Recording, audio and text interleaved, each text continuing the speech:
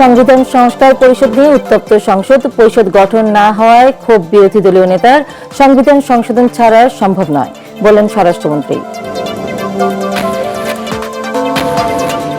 পর্যাপ্ত যোগান থাকায় রেশনিং পদ্ধতি বাতিল, পাম্পগুলোতে চাহিদা মতো তেল দেওয়ার নির্দেশ জ্বালানি প্রতিমন্ত্রীর। সুফল পাচ্ছেন না ক্রেতারা।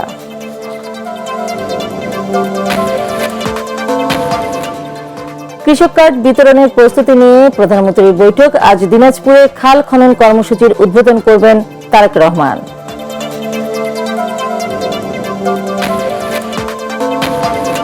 ভয়াবহ রূপে মধ্যপ্রাচ্য যুদ্ধ, হরমুজ প্রণালী মুক্ত করতে উপসাগরীয় দেশগুলোর সহযোগিতা চাইলেন ট্রাম্প।